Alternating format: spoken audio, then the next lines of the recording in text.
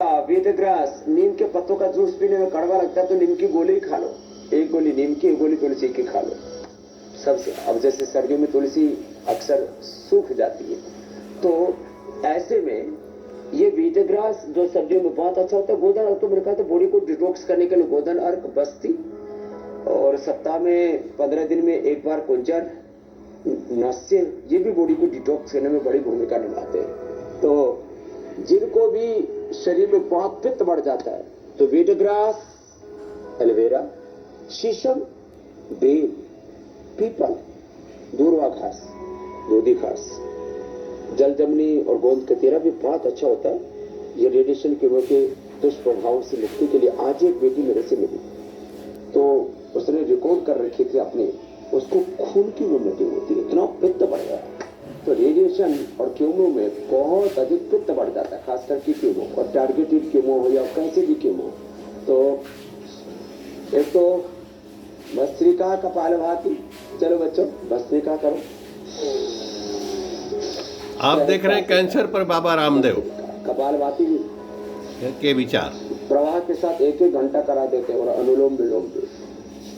स्वामी जी, तो कितना ही ज्यादा दुष्प्रभाव हो रहा हो, बाल उड़ गए हो वापस आ जाते मेरे घर में नक्शे जी। स्वामी जी, कैंसर के इलाज के दौरान कीमो की वजह से कई पेशेंट्स को वॉमिटिंग की भी दिक्कत आती है। कुछ भी खाना वो पचा नहीं पाते हैं क्योंकि इतनी उल्टियां होती हैं कि फिर धीरे धीरे खाना खाने की इच्छा भी मरती जाती है। तो स्वामी जी, ये जो उल्टियों की दिक्कत है, वॉमिटिंग की दिक्कत को कैसे दूर किया जाए? एक तो शीतली शीतकारी प्राणायाम करें, मुंह में छाले भी बहुत होते हैं, उल्टियां बहुत होती है, पित्त बनता है।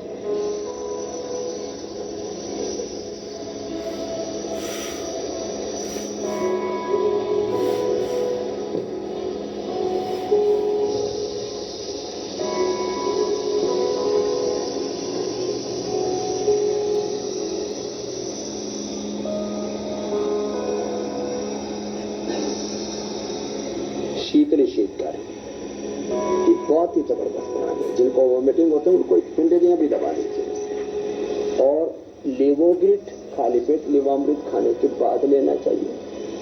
और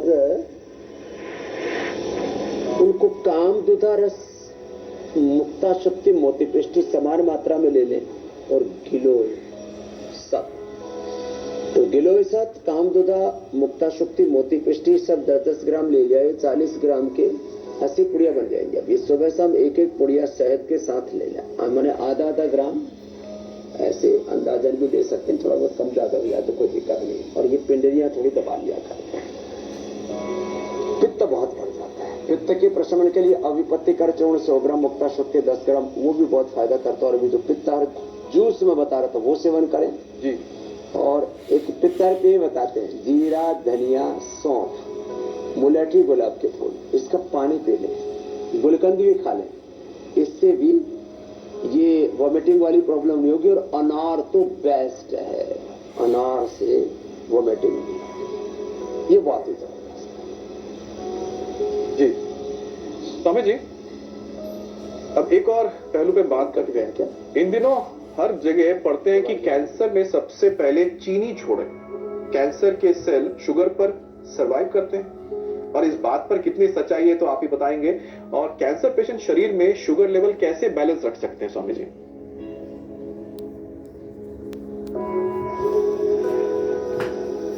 तो आजकल लगातार जिस तरह की स्टडीज आ रही है मीनाक्षी, उससे लोगों के अंदर डर भी पैदा होता है, उनको समझ नहीं आता कि आखिरकार वो किसको समझे। एक्चुअली कैंसर एक परेशानी ही ऐसी है जिसे पहली बार तो सुनकर स्वामी जी सब लोग बड़े डर जाते हैं कि इस बीमारी से निपटा कैसे जाए। लेकिन अगर सही वक्त पर स्टेज का पता चल जाए, यानी अगर शुरुआती स्टेज में स्वामी जी अगर कैंसर का पता चल जाए, तो फिर इस बीमारी से निपटना कोई बहुत ज्यादा मुश्किल नहीं रह जाता। हाँ, हौसला मजबूत होना जरूरी है।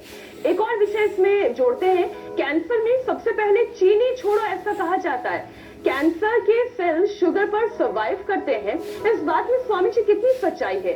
और कैंसर पेशेंट शरीर में शुगर के लेवल को कैसे बैलेंस करें, ये भी सिखाएं। इसमें चीनी छोड़ दें, मैं तो कहूंगा थोड़ी देर गुड़ शक्कर भी छोड़ दीजिए, शहद भी छोड़ दीजिए, नेचुरल स्वीटनर के तौर पर मुनक्का है, अंजीर है, खजूर है, केला है, पपीता है, सेब है, नेचुरल स्वीटनर बहुत चीजें। और स्टीविया भी है, थोड़ा बहुत कभी जरूरत पड़ी तो ले लिया, नहीं तो दालचीनी भी है। तो चीनी तो खानी ही नहीं है। ये जो कैंसर सेल्स हैं ये चीनी के उसी पर फलते फूलते, इसलिए चीनी, नमक और एक बात और कहता हूँ, डेयरी प्रोडक्ट्स ये भी छोड़। मैं तो लोगों से अन्न भी छुड़वा देता हूँ। मेरे पास ऐसे लाइव एग्जांपल्स हैं, नेहा से लेकर के, गायत्री से लेकर के, शालिनी से लेकर के, जिन्होंने मेरी बात मान करके, और अब तो एक बहुत लंबी फहरिस्त मेरे पास तैयार होगी, हजारों रोगी होगी, जिन्होंने मेरी बात मान करके अनाज भी छोड़ दिया, खाली सलाद, अंकुरित उबली हुई सब्जियां, गाय का दूध अलाउ है, वह भी A2 मिल्क, देसी गाय का दूध।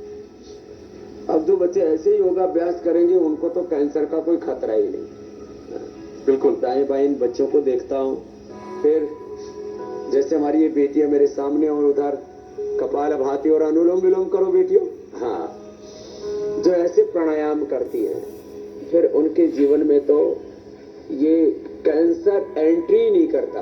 हाँ, एंट्री होने के बाद ये सब प्रकार का junk food, packed food, dairy products थोड़े दिन के लिए बंद कर दे और 2 महीने के अंदर कैंसर से मुक्ति पा सकते हैं। कैंसर को पूरी तरह से जड़ से मिटा सकते हैं। बहुत बढ़िया एक लिस्ट दे दिया है कि अंग्रेजी में कहते हैं डी-रूट कर सकते हैं। एक अच्छा लिस्ट दिया आपने, क्या परहेज करना है जिससे कि खुद को आप बचा सकते हैं, जिनको कैंसर हुआ या फिर जिनको हो सकता है, अगर वो उनको परहेज कर ले। लेकिन किचन जो एक ऐसी जगह है जहां से कई बीमारियों की शुरुआत भी होती है और शायद उसके हमें समाधान भी मिलता है किचन से ही। अब लाइफस्टाइल में कौन कौन से ऐसे 5 चीजें हैं जो किचन के जरिए आपके शरीर में ना आए और ताकि आप कैंसर से बचे रहें और कैंसर के खतरे को अपने जीवन में कम कर लें, तो एक स्वाजी लिस्ट हो जाए, क्या क्या परहेज करना है? एक तो जितने भी रिफाइंड ऑयल हैं इनकी जगह नेचुरल ऑयल और घी खाना शुरू कर दें। चाय, कॉफी और चीनी, नमक और मैदा की जगह तो मोटा आटा प्रयोग करना चाहिए, नमक की जगह सेंधा नमक यूज करना चाहिए, और जहां बहुत आवश्यक होता है वहां चीनी की जगह जैगरी पाउडर, ब्राउन शुगर, गुड़, शक्कर का या हनी का, खजूर का प्रयोग करना चाहिए। रही बात चाय कॉफी की, तो चाय कॉफी की जगह दिव्य पेय पिए, वो नेचुरल विकल्प हमने उपलब्ध करा रखा। बाकी तुलसी की और जिंजर की, ये अलग अलग प्रकार की नेचुरल टी हमने कितनी बार, नींबू की चाय बताई हुई है, इसका सेवन करना चाहिए। और जितना भी तला भुना है ये 15 दिन में, महीने भर में कभी खा लिया तो अलग बात है। बाकी जो रोज कढ़ाई चढ़ाने वाला कार्यक्रम, और इससे भी ज्यादा खतरनाक है रसोई में जो रोज पराठे का धुआं उठता है ना, वो धुआं जो है वो आपके फूड को डिग्रेड करके आपके शरीर में धुआं उठाकर कैंसर पैदा करता है। इसलिए पराठे तो सप्ताह में भी, मैं तो पक्षधर नहीं हूँ, लेकिन जब जवानी और बचपन होता है ना तो आदमी को कुछ दिखता नहीं है, तो ये पराठे इसको भी सप्ताह 15 दिन में, महीने भर में एक बार खाना चाहिए। मैं तो सोचता हूँ, देखो उसको घी को जब ऐसे उड़ाते हैं ना तवे के ऊपर, वो जो डिग्रेड होकर के ना वो कैंसरस हो जाता है। और बार बार जो पूड़ियां तलते हैं, कुछ ना कुछ समोसे तलते हैं, वो जो तेल है बार बार तलने वाला, ये भी कैंसर पैदा करता है। तो इन चीजों से बचना पड़ेगा। और रोज जो कचरा इकट्ठा हो रखा है उसके लिए कपालभाति और अनुलोम विलोम तो करना ही पड़ेगा मेरे भाई अमित। अब स्वामी जी, कई लोगों को लग रहा होगा कि अब ये सब छोड़ना पड़ेगा, लेकिन अगर नहीं छोड़ेंगे तो फिर कौन पकड़ सकता है, वो बहुत खतरनाक है।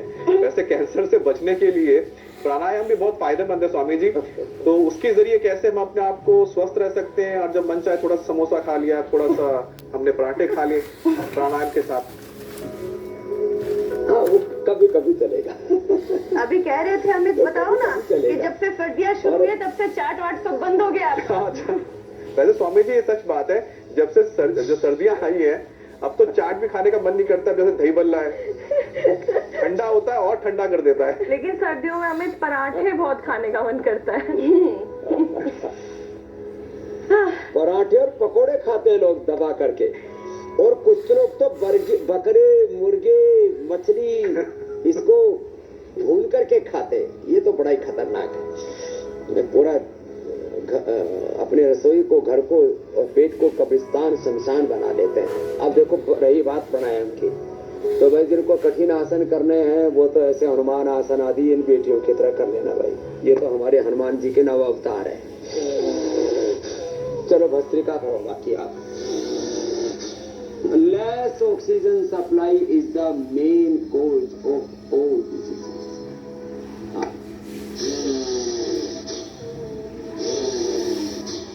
ऐसे करें, और जो मजबूत है वे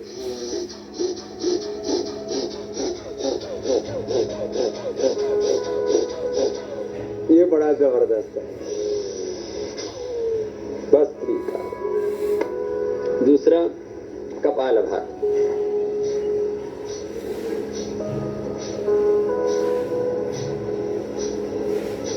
भस्त्रिका हम आधा घंटे तक कैंसर रोगियों को करा देते हैं। कैंसर के लिए, ओबेसिटी के लिए, डायबिटीज के लिए, लो इम्यूनिटी के लिए, कफ कोल्ड अस्थमा के लिए अप्रतिम है। और दूसरा कपालभाति, ये पूरी बॉडी को डिटॉक्स करने के लिए, liver, spleen, intestine, pancreas, uterus, ovary, prostate, lung, heart, thyroid के लिए, और सिस्ट को घुलाने के लिए। सिस्ट डिसॉल्व हो जाती है। ये बड़ा जबरदस्त काम है। कहीं पर भी सिस्ट हो, 1-1 घंटा, और मैंने तो जब बहुत ज्यादा मल्टीपल सिस्ट हो जाती हैं, मल्टीपल माइलोमा हो जाता है, तो 1-2 घंटे तक कपालभाति कराया। और पूरे शरीर के शुद्धिकरण के लिए, जो करीब हमारा 1 लाख किलोमीटर हमारा सर्कुलेटरी ट्रैक है, 2400 किलोमीटर हमारा रेस्पिरेटरी ट्रैक है, उसके लिए अनुलोम विलोम जरूरी है। प्राणायाम ये तो परम औषधि है, ब्रह्मास्त्र प्राणायाम कैंसर की।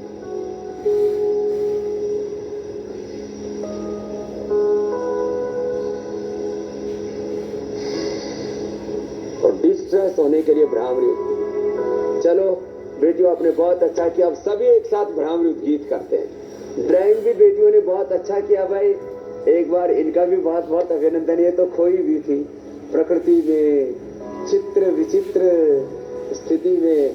आहा हा हा, भ्रामरी गीत। चलो